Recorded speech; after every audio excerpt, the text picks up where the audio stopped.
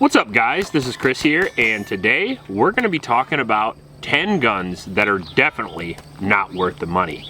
Now, we've shot a lot of guns on the channel, and if you're familiar with my channel, if you're a subscriber, you know that we do reviews every week. You know that we've shot tons of guns, and we have a lot of experience with many great guns and some that are not so good.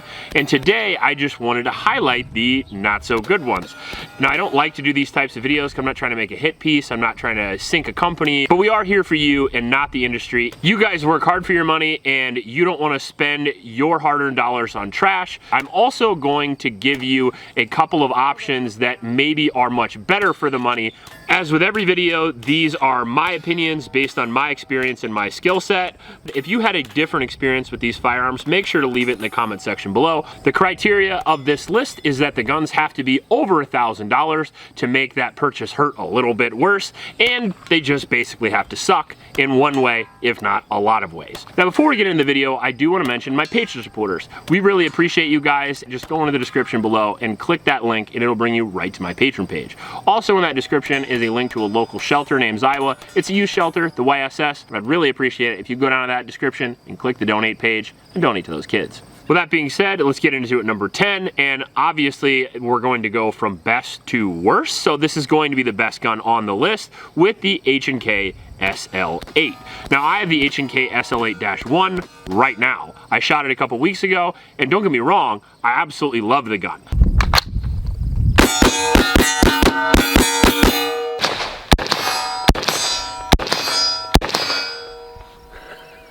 Now, I love it because it looks super cool, and that is about it.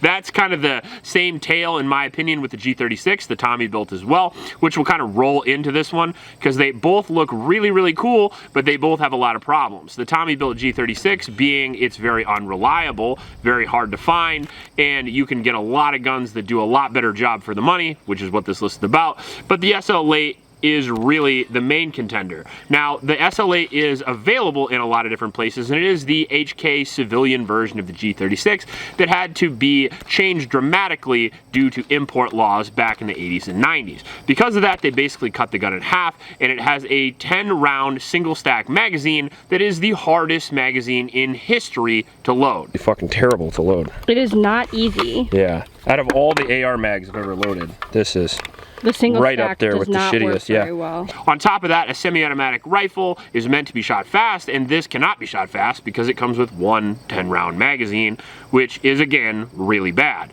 The ergonomics are a little bit rough, very 80s, very Terminator era. It has a lack of adjustment by comparison to modern firearms, difficulty converting it, lacks modern features, and the size to weight ratio is not that great at 8.6 pounds with a 20-inch barrel, makes it very hard to use. Now, you put a $2,000 price tag on it, and what you have is a large waste of money, in my personal opinion. I love the gun, and if you really love it and it's your thing, you can still buy it. It's very reliable, but it does come with a serious lack of features compared to almost any other major rifle on the market. That's about $2,000. If you're looking for a serious self-defense weapon, this is not where I would go. I would look at BCM, Daniel Defense, Blackout Defense. All those guns are going to be the same price and have much better performance.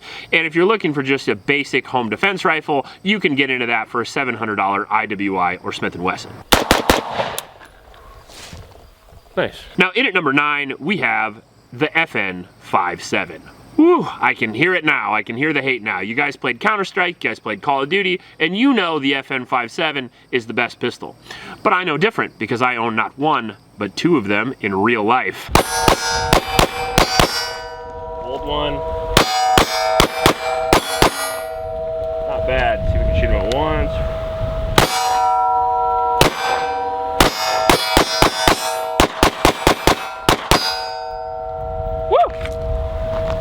Not only do they come in between $1,000 and $1,500, but they have a 10 to 20 round capacity, which is pretty good.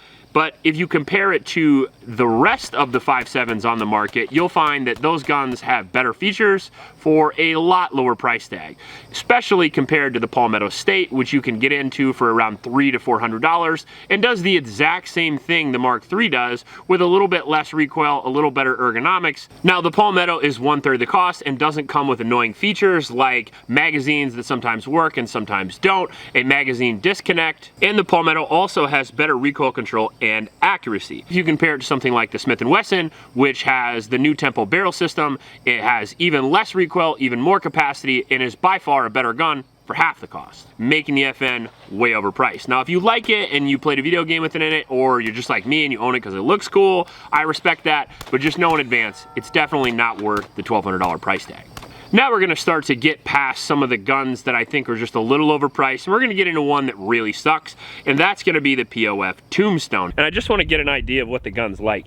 So we pop the magazine in, magazine release is right there. We appear to have a cross bolt safety right here. Oh, we got a malfunction already. That is not great. Uh-oh. Also, not great.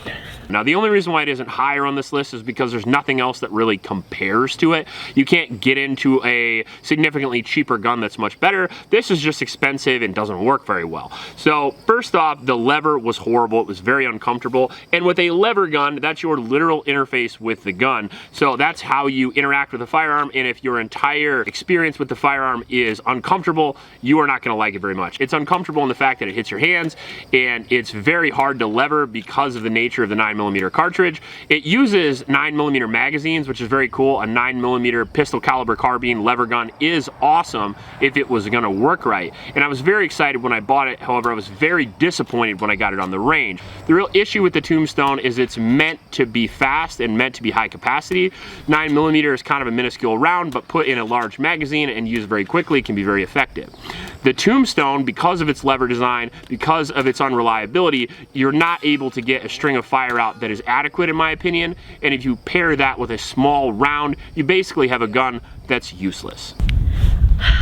I'm an AR girl. At the $1,500 to $2,000 price point, it makes it wildly overpriced by comparison to much better lever guns that are much cheaper. Now you can even get into a Rossi that's gonna work better, it's gonna work faster, and it's even gonna look cowboy cool by comparison to kind of the steampunk look of the Tombstone. You're not gonna get any magazine availability with any other lever gun. However, you don't really need that because it doesn't work very well on the Tombstone. Anyway, the Rossi 357 Magnum that I have has been more reliable, is faster, is more accurate, and it came at about $600. Upgrade to a Henry that's about $1,100, and you're gonna get even a better package that is gonna be color case hardened, you're gonna get availability of barrels, and you're gonna get a much harder hitting caliber. Now don't get me wrong, it's only 8 on this list because it does look cool and it's a good start. If they could get the gun actually working and reduce the price to a reasonable level, I think they would have a hit on their hands. In at number 7 is a gun that's gonna hurt me because it comes from one of my favorite companies ever that almost never misses. This is the CZ Custom A01. Now, I got this gun from a viewer to review, and I was super excited because it was touted as the next best thing. If you're a competition shooter like me, you're always on the lookout for a slight edge so you could buy a little bit of skill. In this case, I was a Shadow 2 shooter, and I was looking for that next best thing. The CZ A01 is in fact a Shadow 2 built up from the ground up by CZ Custom. It's not from CZ, it is built from stock, I believe, and it does command an MSRP of $2,700, which is over double what a standard Shadow 2 offers. But does it offer double the performance? Obviously not, because it's on this video. The gun itself was unreliable. It had a couple of failures every 100 rounds, and it wasn't any more accurate than my Shadow 2. So considering that you're paying for double the cost, I not only expected double the accuracy, double the reliability, and half the recoil, but I actually achieved none of those things. The Shadow 2 is a near perfect gun to begin with, and coming at the $1,200 price point, it's arguably the best competition gun for the money still today. And they really just made a heavier gun to try to soak up some recoil that was tighter sprung and tighter fit to give it a little more accuracy, and what you ended up getting out of it was no more accuracy than what the average person can achieve. Mechanical accuracy and the accuracy you can achieve are two different things, and the Shadow 2 is so accurate that you can't really get the full accuracy out of the gun, and the A01 is so accurate that they reduce the reliability, so they increase the weight they tightened up the mechanism, and they made it unreliable and too heavy to work well. I don't like pulling a 50+ ounce gun out of the holster. I don't like trying to transition with it, and I don't like holding it up all day, especially when it doesn't give me any recoil reduction by comparison to the regular Shadow 2. Now, this was a couple of years ago, and during those years, there was a trend on trying to make guns as heavy as humanly possible, and that kind of crescendoed with the Beretta 92X Performance, where they even upped the weight for USPSA just to get that gun in there. And the reality is, sometimes you can just be too heavy. Ask Lizzo's backup dancers. In at number 6, we have easily the most controversial choice on this list, and it's because this gun was designed by people I actually like. This is the What Would Stoner Do carbine. Now, the What Would Stoner Do carbine is beloved across the internet mostly, and that's because of who invented it. The people that designed it were Carl and Ian from InRange TV and from Forgotten Weapons. I love Forgotten Weapons, and I've been watching him for a very long time, so I was very interested in reviewing his firearm. On top of that, he had a similar idea on size to weight ratio versus performance that I also use. I like the lightest gun possible as long as it works very well. However, I feel with the What Would Stoner Do carbine, they tried as best they could to keep the weight down, and I feel like they sacrificed not only some performance, looks, but some durability and reliability as well. Now, the gun comes in at about $1,500, and the company that did produce it, Brownells, is not producing it anymore, and they're not even taking it for trade, which goes to show you that there was a lot of problems with the gun that maybe people didn't hear about. But the problems that I saw were partly with the design and partly with the manufacturing. The design itself, having a non-adjustable stock, sounded good in theory and made a big splash in the internet, but the reality is adjustable stocks have been doing the damn thing for a long time, because sometimes people are 5 foot and sometimes people are 6'5".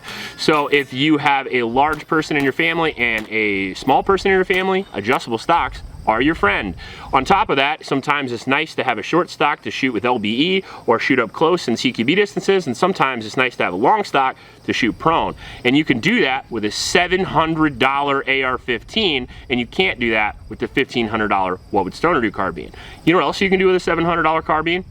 You can change the pistol grip. And on the What Would Stoner Do carbine, you can't do that either.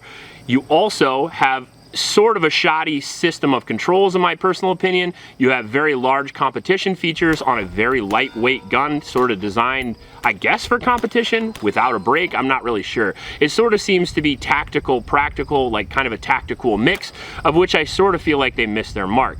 It doesn't look very good either because it has a polymer lower receiver to reduce weight, and the upper is aluminum, and the rail is carbon fiber, which makes it kind of look like a 21-year-old made their first AR in their garage with just the parts they had available. The trigger was nice. It comes from KA Arms, so does the whole gun, but I have heard a lot of rumors that people have had issues with their bolt carrier groups, feeding issues, cracking issues, things like that. No, I didn't see that personally, but just be aware, you can do your own research, that is out there. When I got the gun for review, I was initially worried about the build quality because of just the ricketiness and the looseness of the firearm in general. It kind of felt like it was going to shake itself apart, and in action, I don't think it performed any better than $700 to $800 standard rack grade rifles, so it made it on this list because for $1,500, I really expect high quality performance. Now, in at number 5 is a gun that I really did like and I did buy for myself, but I will admit was doomed to fail from the get-go. And that's going to be the Sig Sauer P210 Carry. Now, the P210 is a gun that I love, and if you hate it, well, then you're wrong. But the 210 is a single stack, essentially 1911 target pistol. I've always been a 1911 fan, and it really is the European 1911. It's very accurate. It's known to be a target pistol, so Sig brought it back as a carry model. However, they forgot that it's the 2020s and not the 1970s, so they didn't add a rail, they didn't make it double stack, it's still single stack, it didn't have a red dot mount, and they had the gall to bring that out at $1,400 fucking dollars. I can't even believe that they put that thing out for the price that they did with the feature set that they did and were surprised that it failed. Because that gun is made for literally no one. If you wanted a single stack 9mm pistol that's a Commander size, they're available. It's called a 1911. And in the United States, 1911s are readily available. As a matter of fact, you can get a Gerson 1911 that's damn good, that's as reliable and as accurate as the Sig P210 carry, and you can get that for $550. So it looks super cool, but let's be honest, if they wanted to actually make a splash, they should have made it double stack, it should have had a rail, and it should have had a dot. And honestly, I think they always assumed it would kind of be a flop. Now, if you want to get something better for less money, I obviously mentioned a 1911, but if you're not interested in that, consider the fact that the P365 Spectre comp is cheaper, it has more capacity, it's way lighter, has a comp, a red dot, and a light mount. In at number 4, we have the FN 509 LS Edge. That's a long name, and it's a gun that I really don't like. However, if you ask Tim Kennedy, it's probably the best gun in the world. The LS Edge is a gun that just simply didn't have an identity from the drawing board. Usually when you come to the market with a firearm, you have an idea of where you want that gun to fit. I want to make the best carry gun, I want to make the best competition gun. And the reason for that is because the feature set that you choose for that gun generally doesn't mix. So if you use features like slide cuts that let debris in the slide, put a big mag wall on it so it's too big to carry, you usually want to put like a race trigger in it, and you usually want to have other race features. Whereas if you decide to make a duty gun, you usually try to make the mag wall at the very least minuscule, and you usually try to make it so it can deal with adverse conditions. Whereas this is kind of a competition gun with a really bad trigger. I guess that's kind of what you would call it at the end of the day. It's a competition gun with a really bad trigger. And I don't know where the money went in this gun, because you can get a PDP that has a better trigger and better features for $500. You can get a VP9 long slide, which is notoriously overpriced, for $800 that has a better trigger and better set of features, and still the 5-inch barrel, still the optics mounting system, still the light rail, still everything. And for some reason, if you go to the FN version of that, you have to pay $1,500. In at number 3, we have one of my least favorite guns. We're going to be talking about the Guncrafter Hellcat X2 Commander.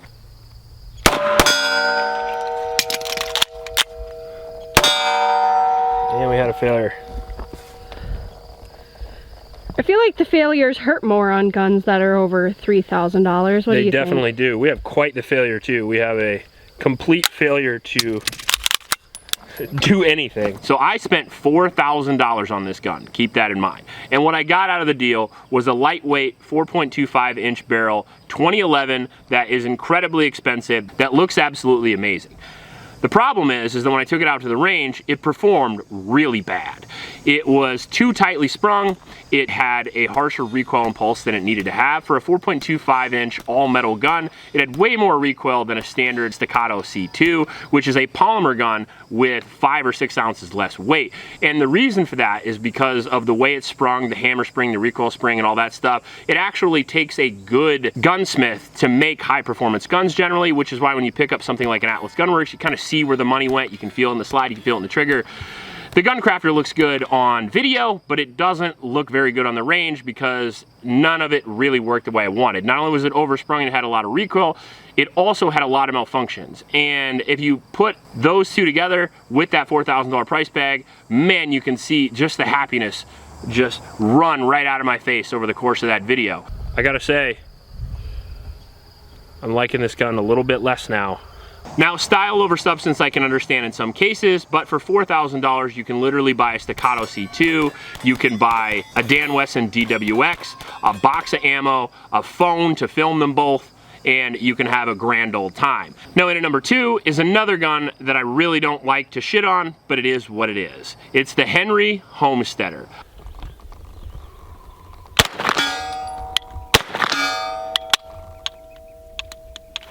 Are you fucking kidding me? That was fast. All right, well, that sucks. Whole gang of rounds flew out.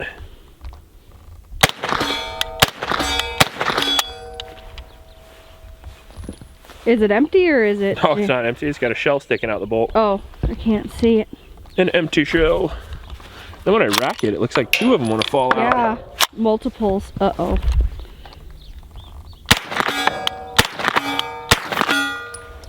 Makes me a little nervous. Now, the Henry Homesteader has an MSRP of $900, and so they just make this list. It has a 6.9 pound overall weight, and it has a 16-inch barrel, and it is a pretty cool idea. It sort of looks like the modern version of the M1 carbine that takes Glock magazines, and that's what I liked about it. I love the M1 carbine, I love the look, I love the idea, but I wanted it in a more available caliber, 9mm, and I wanted it in a more available magazine and a more reliable magazine in the Glock magazine. The M1 carbine is a great gun for its era, however, compared to modern guns, it is unreliable and it does have some issues. Now, I wanted a gun that looked like it, that filled the same role, and I could use a little bit more easily. The problem is the Homesteader is not reliable. Jesus. Another malfunction? What a fucking disaster, yeah. Oh boy. I actually bought the gun and it came with the Henry mags initially, which is just a 5 and a 10 round magazine, and for a pistol caliber carbine, that's basically worthless. I then had an enormous amount of reliability issues. All right, so you see that in there? That's an empty shell casing that's stuck somehow inside the bolt there, and I'm gonna have to get that out with a knife. Contacted Henry, sent the gun back, had it fixed. Now, when they fixed it, they sent it back to me with the Glock magazine well. So I was like, oh, well, I guess that will solve all the problems. Still had problems.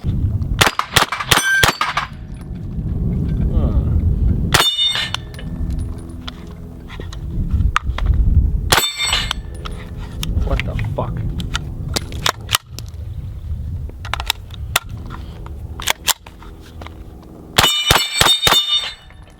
I'm glad that wasn't a stage. And on top of that, this gun is double the price of another gun that looks strikingly similar. It's called the Ruger PC Carbine. And for half the price, you can get a gun that functions the exact same way, has the exact same barrel length, a better set of features, including a red dot mount right out of the box.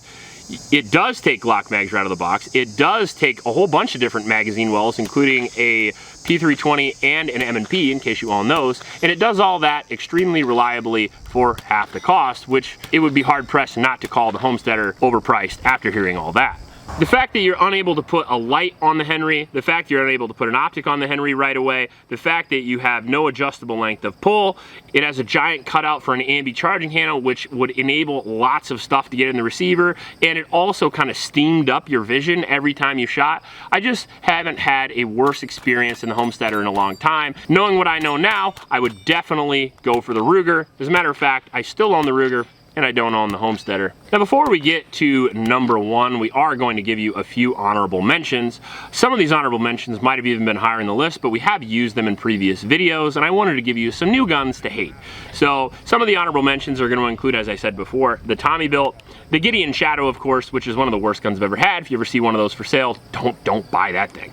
The P90, which I think is a little overpriced, just simply because of the caliber it shoots and the reload process. However, it's still a very cool gun, so it definitely didn't make this list, and it's still very functional as well. The Christensen Arms 1911's hot garbage, but you'll never find one, so I don't have to worry about that too much. And then finally, the Beretta 80X Cheetah, which is a good gun, just overpriced compared to like the Ruger Max 380, the stuff that are lighter, smaller, and more reliable. With that being said, let's get into number one here with, how could it not be, the Agstan Arms MDP9. Now, what is the MDP9 if you haven't heard of it? It is a 5-inch 9mm pistol caliber carbine designed to replace the MP5. Sorry, just the thought of that makes me laugh a little bit. But anyway, it is 3.5 pounds, which makes it very lightweight, which is very cool. It has a roller delayed system, and it has AR controls, making it the best of both worlds. The problem is it doesn't come with the reliability of the MP5, and it doesn't come with the durability of the MP5 either. Wow.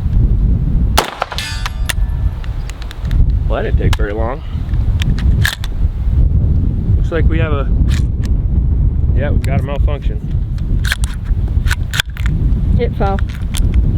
We had a round stuck in there. Two fell.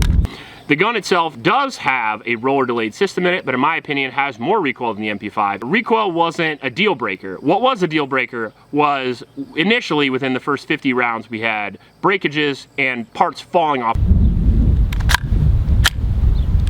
It seems to me like it's not locked. What are we doing now, babe? Well, there is a round in the gun, okay, and no charging handle. The charging handle fell off. Now, I don't know how that happened, but we got to go find it in the freaking grass. I am really excited about my purchase. We had the charging handle fall out, we had screws backing out, we had roll pin issues, and the gun never stopped malfunctioning. So Glock mags, roller delayed system, all the good stuff immediately erased by tons of malfunctions. Now, we took the gun out for a second chance and it still had malfunctions. And at a $2,400 price point, to me, that is absolutely unacceptable. On top of the fact that the gun was designed completely for self-defense, it's double unacceptable. Add to the fact that you can buy any other 9mm PCC that's ever been made for that price or lower, and you have a completely unacceptable design altogether. If you're trying to find an MDP9 or own one, I would avoid it, and I wouldn't even bother trying to trade it, considering I can't even get rid of mine. I've had it forever, I've had it fixed, and sadly, nobody wants it. Because of the track record, because of the price, because of how it functions, sadly, the MDP9 still sits in my gun safe. It reminds me every day of the mistake I made when I pressed purchase. If you're looking for a good PCC for the money, there are lots of them, however, don't get discouraged. The X-Star EP9, we have 2,000 rounds through at least, very reliable, 3.5 pounds as well, by the way, and it's only $300, making it 1/10 the price of the MDP9. So if you want to have one for both hands and 2 feet, you can still do it for half the cost. You can get the CMMG Banshee, that's about $1,000. You can get the CZ Scorpion, that's around $1,000 as well. All of those will perform much better. If you like this video, please like and subscribe. We try to do the most honest gun content on the internet, and if you like that, we'd really appreciate if you'd give us a follow and press that notification button. Please support your local homeless shelters, and remember to recycle. I'll check you later.